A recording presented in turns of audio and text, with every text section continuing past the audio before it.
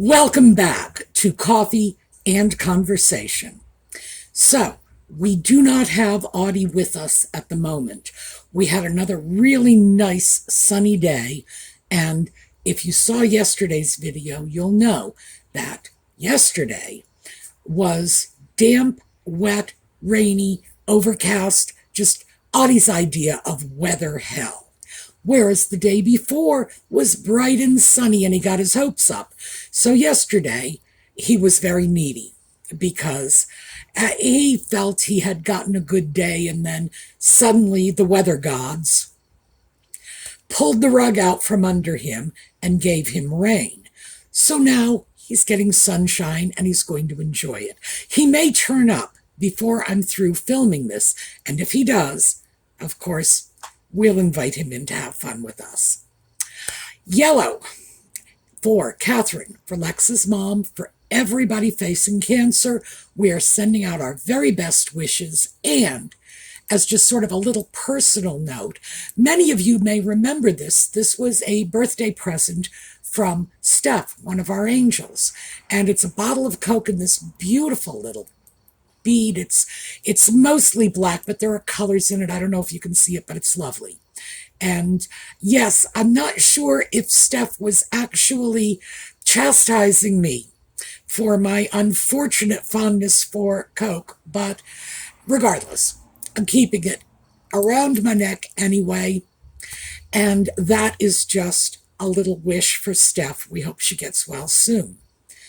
So, what are we doing today? Well, I thought it was probably a good opportunity for us to piece together some threads, basically some Pandora's boxes that have been opened in previous videos, and weave them together so that we can start to look at things like cost per wear for the items in our closets. Fast fashion, is it good? Is it bad? Do we really benefit from buying fewer items of higher quality, etc.? Throw this all into a package because, in fact, all of those topics that I just mentioned come from the same source, which is maximizing our dollars, or pounds, or euros, or, no, I was going to say, or Canada, Australia, New Zealand, all use dollars too. May not be the same dollars, but yes, I think we've got everybody covered. We should probably throw in pence and pesos and whatever. But are we maximizing our buying power? And how do we do this? And how do we know if we're doing this? So, we'll be back after the intro and get into this.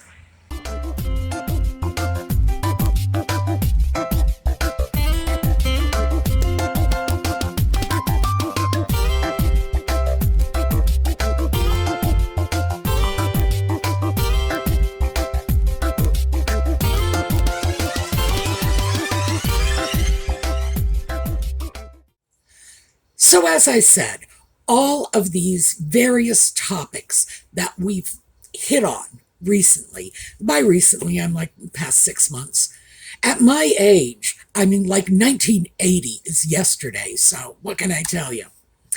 And just see if we can't pull it all together, because it's all coming from the same basic impetus, that desire to make sure we are spending our money, whatever it may be, in the best way possible for us.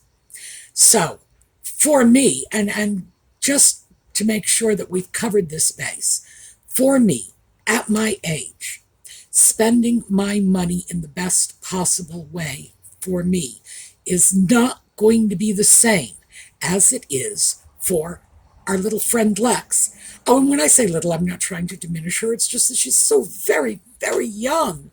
But she is our Gen Z baby. And I love that we have her input because it's so important to the overall picture of what's going on in the world. So what is valuable to me, what is a prudent expenditure of my money, in terms of clothing purchases is not going to be the same for her. Why? Because she's 21. Totally different social structure that she's living in, totally different upbringing. We are 50 years apart.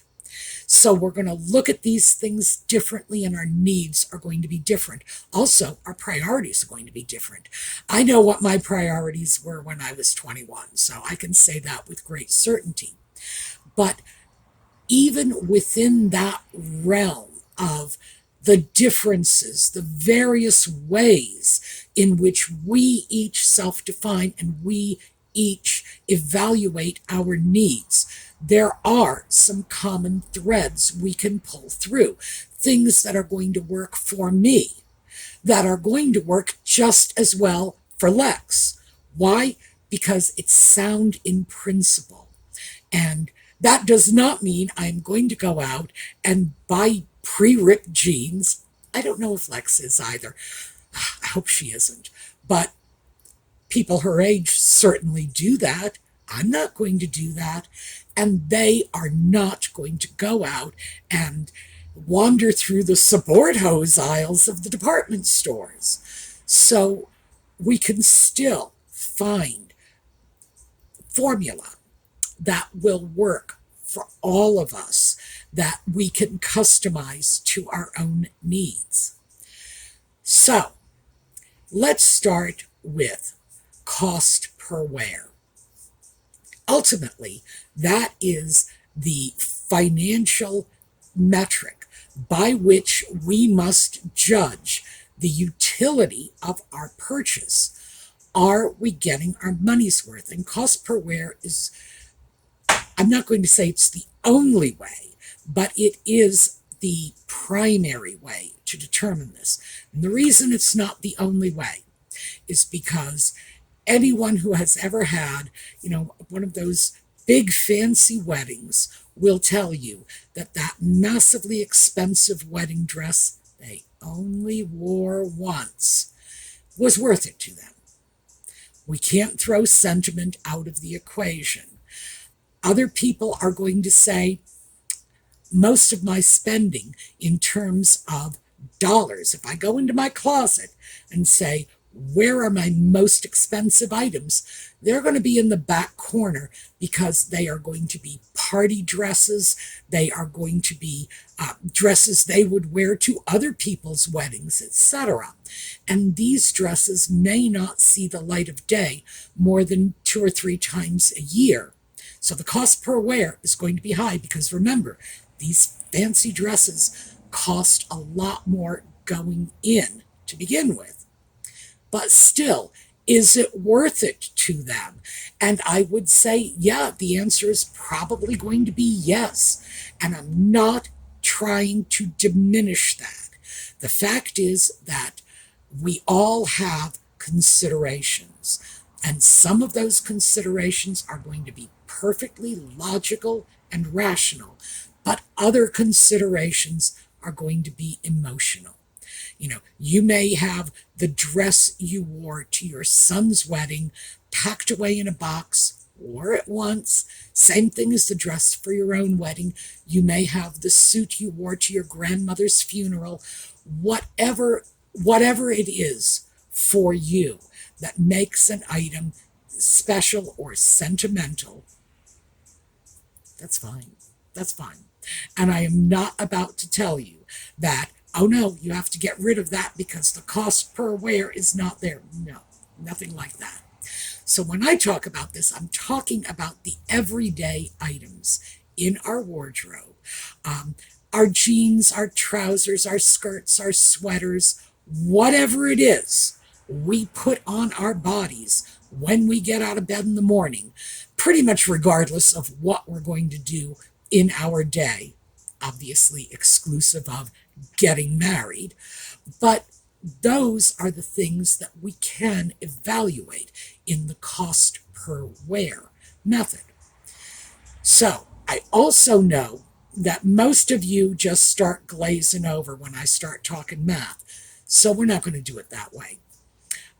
one of the easy breakdowns, and I use this myself all the time, even though you know I love the math, is I take my annual clothing allowance, which I should probably confess has not changed since the 1980s. So my annual clothing allowance now was set in the 1980s, and I check back on it all the time. And I've talked about this. I go online, I look for new resources. Has this changed? Are they coming up with new numbers? Where am I in terms of the national average? Am I still on target? Because a lot of things have changed since the 1980s, and my clothing allowance, my annual clothing allowance, was set at a time when I was working 5 days a week and had to maintain a working wardrobe. And now, obviously, I'm doing YouTube videos now, so I at least have to show up in something that isn't tattered. YouTube is very different than an office environment, but still. But when I pull that forward, one of the biggest changes between 1980 and today is the percentage of a person's income spent on clothing has been basically cut in half. So in 1980, I was spending approximately 7% of my income, which was not my household income because I was married and my husband had a job.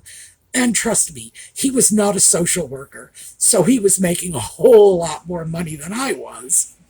But that's where I got that figure from, and it was almost plucked from thin air.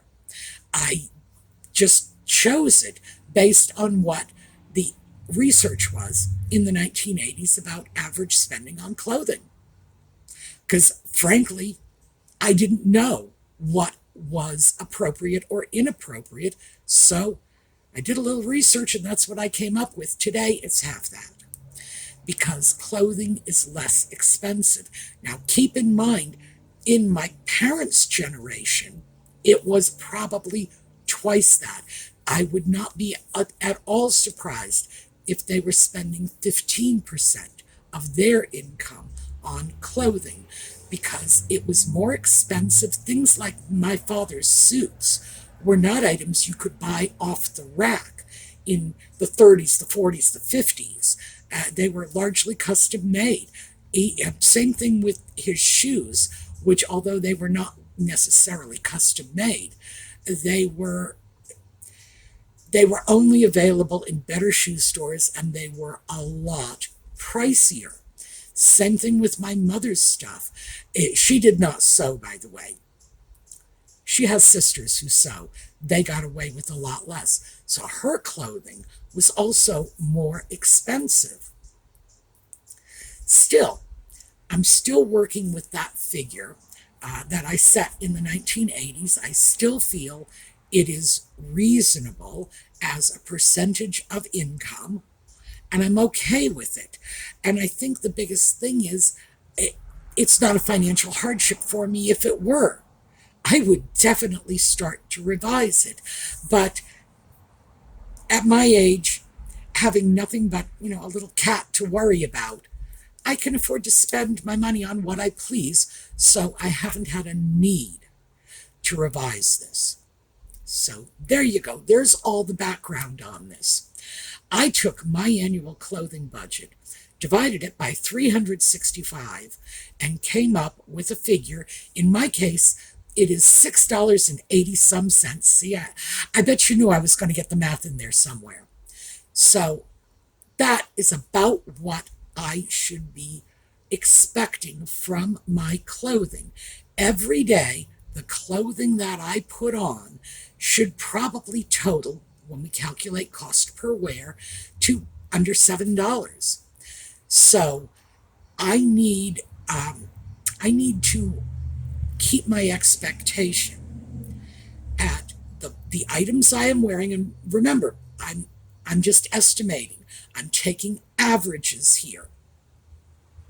If I routinely wear 7 articles of clothing a day, which I do, because I will have shoes, socks, pants, because I don't wear dresses or skirts, some kind of top, a blouse, a t-shirt, something, usually a layering piece like a sweater, and then I have underwear and, it's underpants, bras, basically.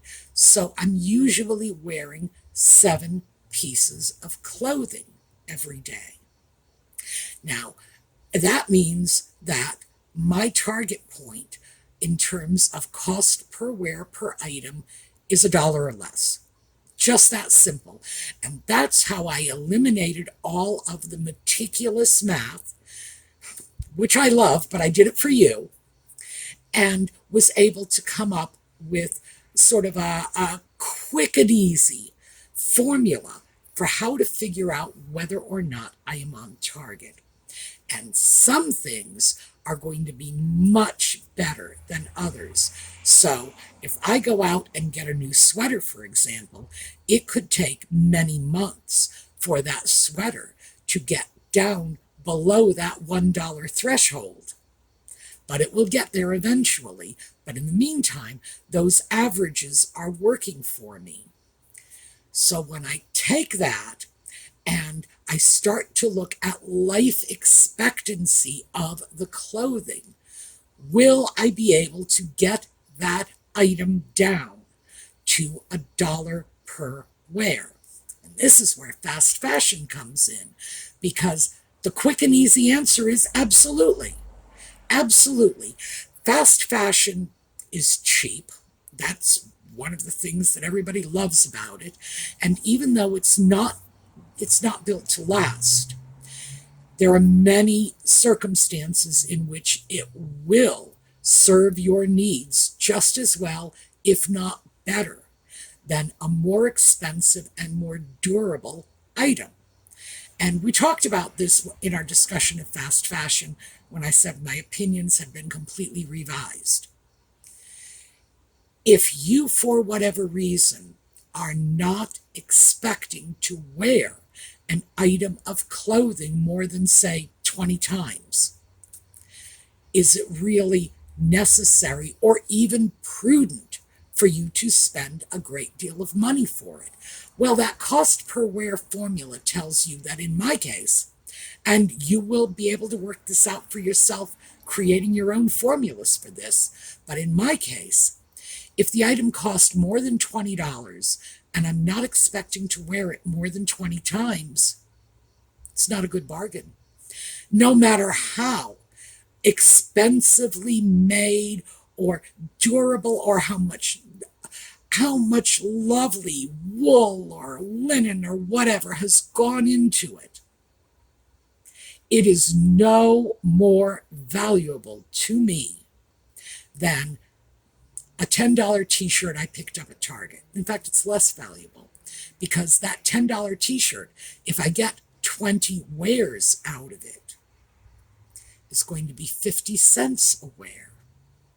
And a very nice wool sweater, for example, that I might pay $100 for, but I may not be wearing it 100 times to get that cost down, or comparing it to that Target t-shirt. Remember, that was 50 cents. That $100 sweater, I need to wear it 200 times. Am I going to do that? Will I be wearing it 200 times? So if not, the $10 Target t-shirt is a better deal. And we need to be practical about this, because ultimately it's whatever works for us. Now, having said all of this, there are things in my closet, just as there are things in your closet, that are going to be more valuable to you if they are better quality. And let me give you a good example of this right now.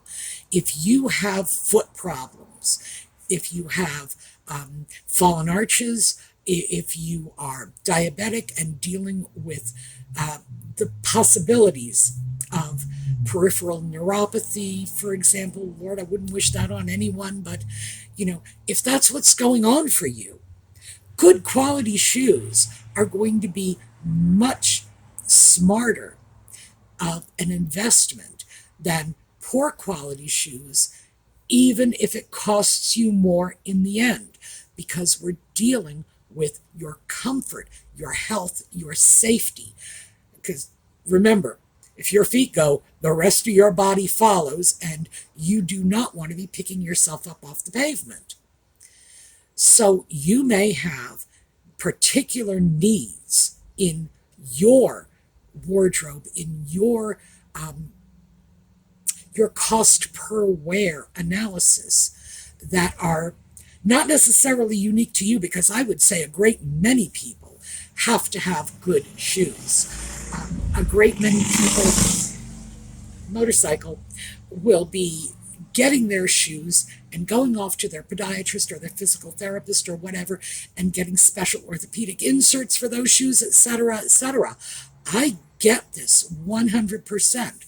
And the idea of going to a store like Payless or Walmart or wherever they sell inexpensive shoes, when you have particular conditions like this and particular considerations like this, doesn't make sense. Like I say, even if the cost per wear is higher than you or I think it ought to be. By the way, my opinion on your cost per wear is irrelevant, just so you know that. Nobody's opinions on your cost per wear mean anything except yours. So this is just unique to each of us. So I completely understand this. And there are many things in my wardrobe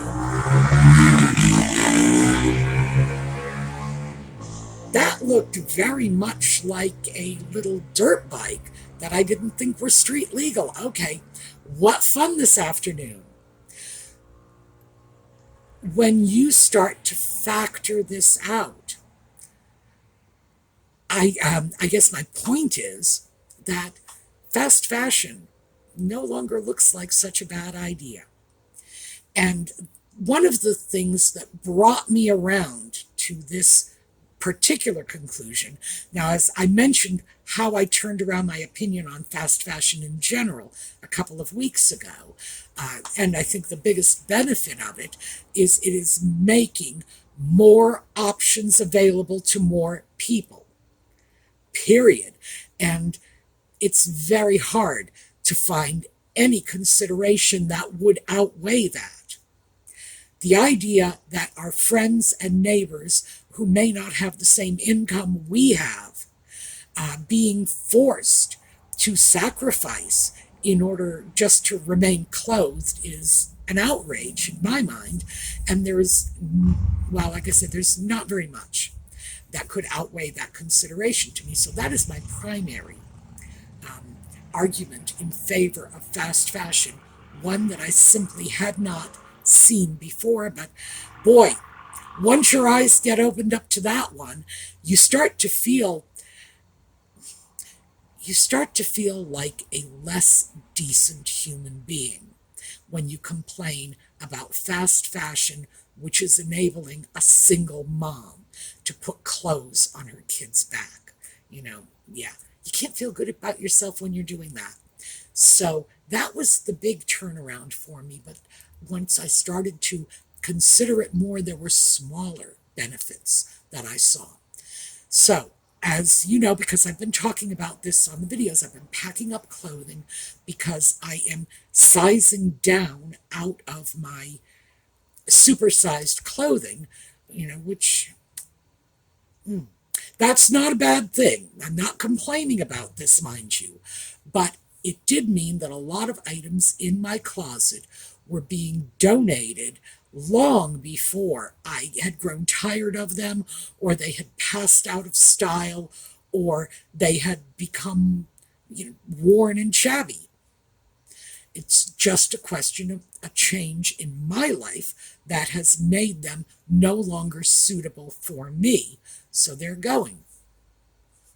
And I started looking at this saying, well, what are the pieces that ended up in my donation pile that were past that threshold of cost per use.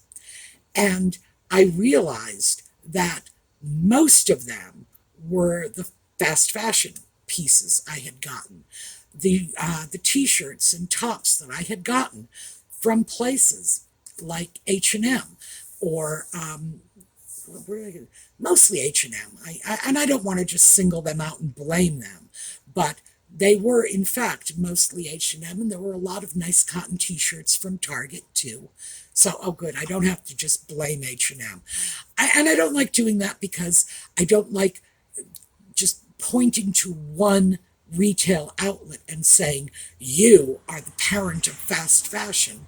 And it's because fast fashion has such a stigma associated with it. And I don't think that any retailer should be just blacklisted that way. When I started to look at it, I realized that the items in my donation pile that I really feel had served me well and would go on to serve someone else equally well in the future were fast fashion. And as I've said before, if it ends up in a thrift store and somebody's charged $2 for it, oh, they're going to get $2 worth of wear out of it. My donations will be going to shelters where they'll be given away for free. So even half a wear makes it worth the money they're not paying for it. So that's a win no matter what. But when we start to look at it in this context, I find that the reality is the fast fashion was a good buy for me, a very good buy, because it paid off in the end. I got my money's worth from these items. The more expensive items that I had gotten with the idea of making them, forever pieces in my wardrobe, not even close.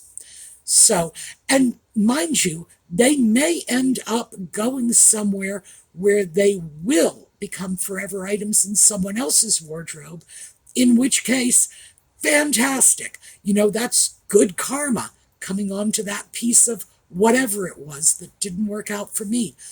But in all likelihood, they will not become forever pieces in someone else's wardrobe either, in which case they were not good buys.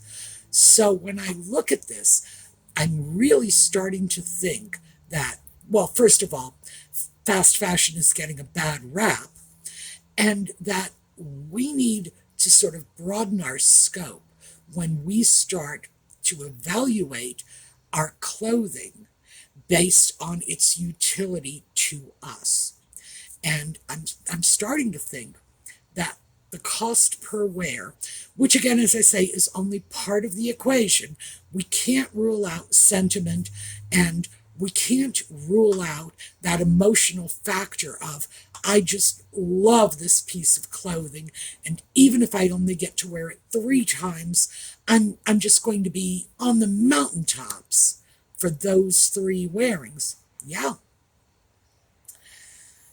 But even if the items are not necessarily the smartest purchases we've ever made, we can look at it in different contexts to see if, in fact, they were good for our circumstances at the time.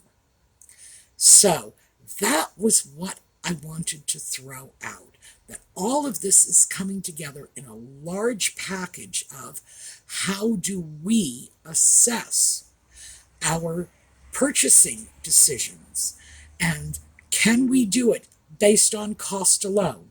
Well, no, the answer to that is no, clearly no. Can we do it based on the cost per wear analysis alone? No. Are we okay if we say, well, here's my cost per wear, but I'm passing it on to someone else, and they are getting a cost per wear also out of it.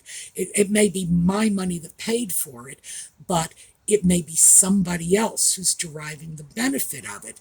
In that sense, we just think of it as, we're giving it as a gift to someone.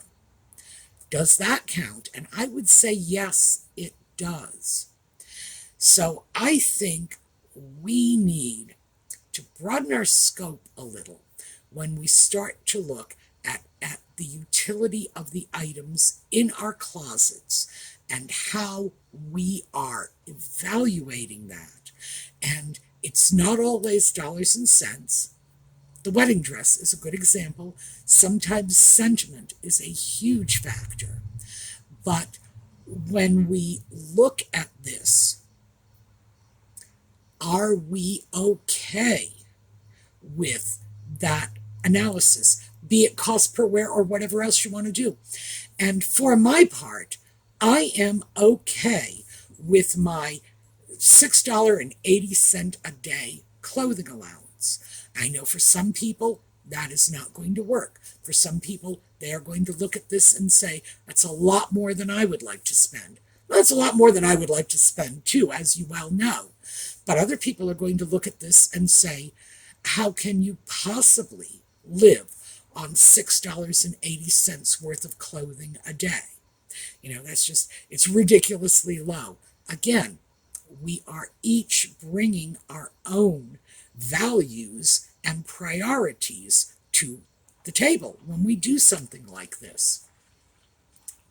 So I find that as long as I am putting a cap on the utility I get from an item, or perhaps it's a threshold. I guess it's a threshold. It's really not a cap.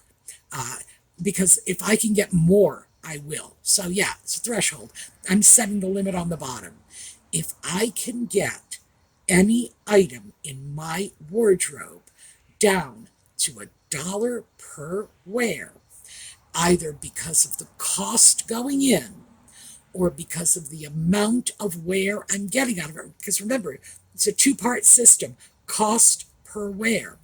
And as long as I am within that boundary of keeping it under $1, I'm good with it. Absolutely good with it. Because I hope to do better. But right now, at this particular point in my life, this is the system that's working for me. Now, with any luck at all, in a year or two, I will have different set of circumstances. I'll have different priorities. I will have different factors for consideration. I would love to believe that a year from now, I will not be tossing out clothing because I've gained too much weight, or even I've lost too much weight.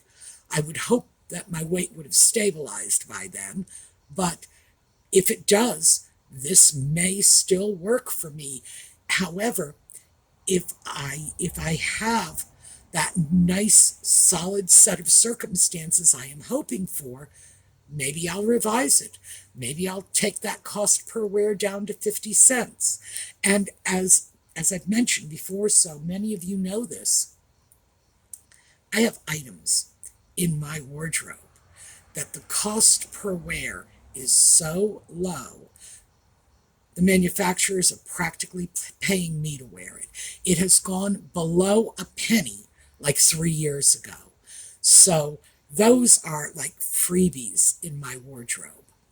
And when I look at that and think, I'd love it if everything could get to that point. Of course, that's unrealistic. But again, we've talked about this before. I have this one and done mentality about it.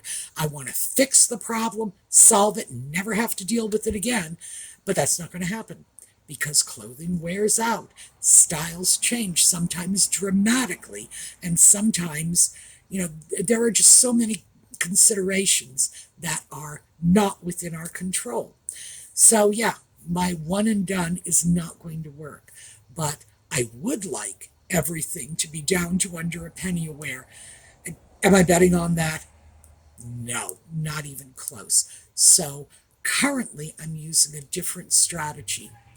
But the important thing is that strategy has room for those very fancy wool sweaters and room for those $10 t-shirts from Target.